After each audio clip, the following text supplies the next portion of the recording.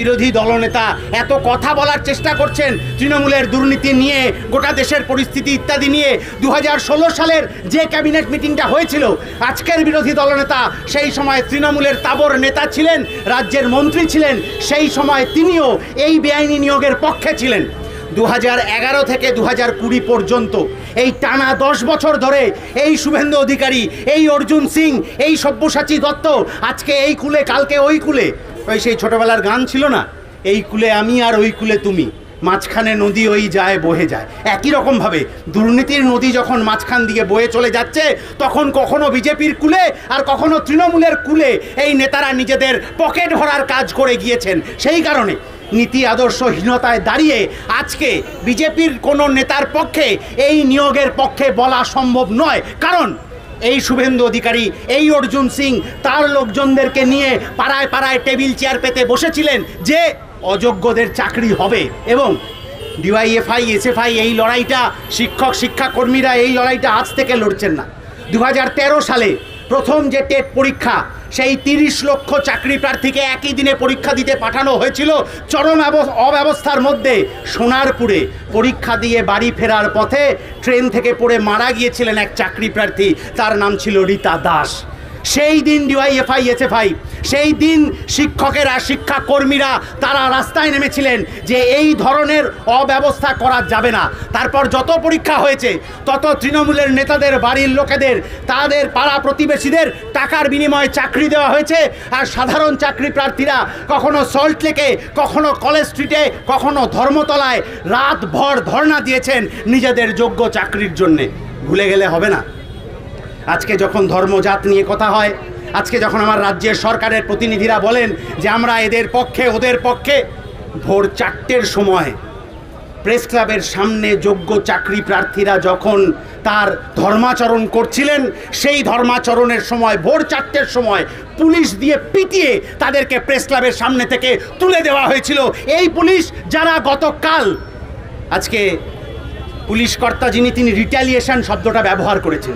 রিট্যালিয়েশন মানে কি সবাই জানেন, যে শিক্ষকরা আজকে চাকরি হারা হয়ে রাস্তায় পুলিশের মার খাচ্ছেন, ওই শিক্ষকেরা না থাকলে আমি, আপনি এবং কোনো পুলিশ কর্তা রিট্যালিয়েশন মানেটা জানতে পারতাম না।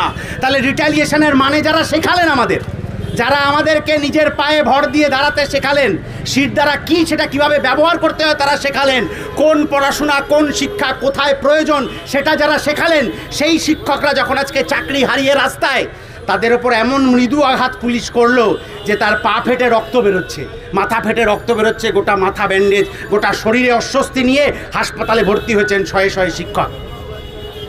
তাহলে এই যে পুলিশ, তারা কি এমনি এমনি এই কাজ করলো না? আরে এখন কলকাতা শহরে, গোটা পশ্চিম বাংলায় একটা সুলভ শৌচালয় মমতা ব্যানার্জির অনুপ্রেরণা ছাড়া তৈরি হয় না। ফলে এই যে চাকরি দুর্নীতি, এইটাও মমতা ব্যানার্জির অনুপ্রেরণা ছাড়া তৈরি হয়নি। ওএমআর শিট পুড়িয়ে দেওয়ার ঘটনা নিশ্চিতভাবে ঘটেছে, ওএমআর শিট লোপাট করার ঘটনা নিশ্চিতভাবে ঘটেছে। সেটা না ঘটলে কমিশন ওই 22 লক্ষ চাকরি প্রার্থীর ওএমআর শিট কেন কোর্টে দাখিল করতে পারল না, আজ অবধি তার জবাব আমরা পাইনি।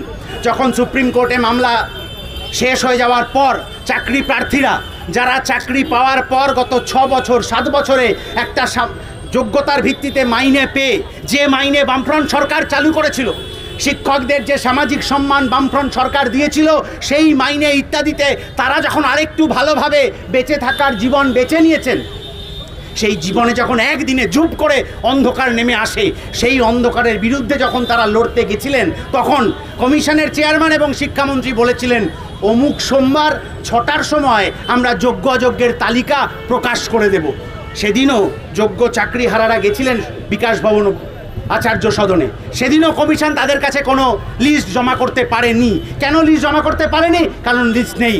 কমিশন বলেছে না, লিস্টে আমরা কপি রাখিনি। আচ্ছা, কম্পিউটারে তো এখন লিস্টের কপি রাখতে কোনো সমস্যা হয় না।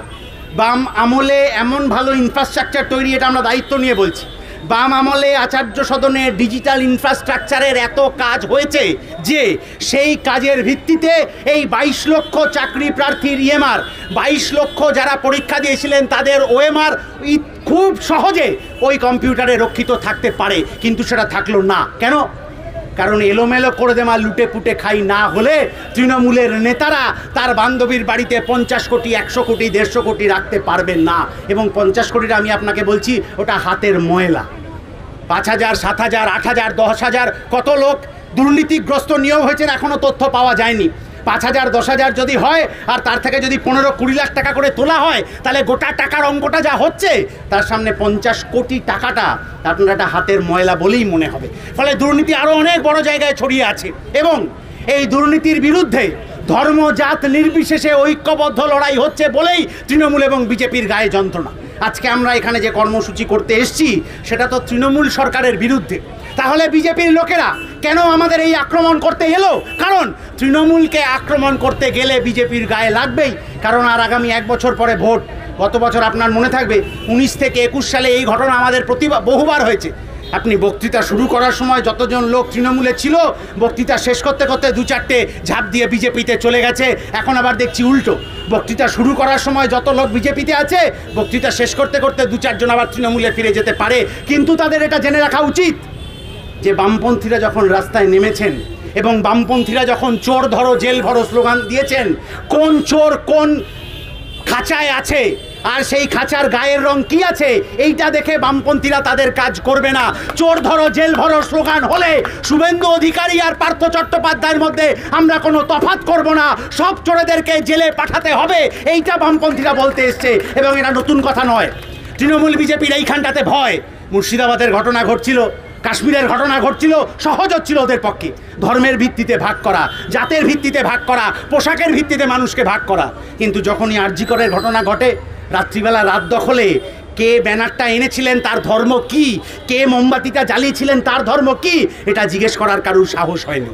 মেদিনীপুর জাল সালাইনের ঘটনায় যখন গোটা রাজ্যে মিছিল হচ্ছে, কোন ধর্ম কোন জাতের লোক মিছিলে এলো এটা কারুর জিজ্ঞেস করার সাহস হয়নি, হিম্মত হয়নি।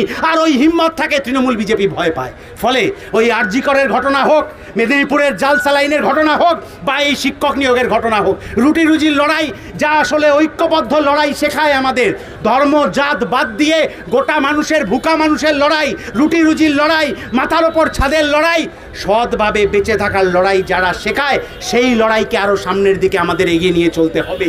এই দেশের সীমান্তে যে ঘটনা ঘটেছে সেটাকে ভিত্তি করে দেশের মধ্যে এই যে উন্মত্ততা তৈরি, সেই উন্মত্ততা তৈরির অপচেষ্টা মাঠে মারা যায় যখন এই নিয়োগ দুর্নীতিতে, যখন আরজি করের দুর্নীতিতে আমরা ঐক্যবদ্ধ হয়ে পথে নামতে পারি। ফলে কালকে যে বর্বরচিত আক্রমণ হয়েছে তার বিরুদ্ধে জানকবুল লড়াই হবেই, কেউ আটকাতে পারবে না। কালকে যারা এই ধরনের আক্রমণ করেছেন তাদেরকে জনতার আদালতে জনতা তাদের বিচার করবেন, কেউ আটকাতে পারবে না। আর এই চোর চিটিংবাজ যারা আজকে এই দল আর কালকে ওই দল করে মানুষকে বোকা বানানোর চেষ্টা করছেন, জনতার আদালতে ওই চোর চিটিংবাজদের বিচার হবেই। এই শপথ নিয়ে আমার কথা এখানেই শেষ করছি। বিপ্লব দীর্ঘজীবী হোক।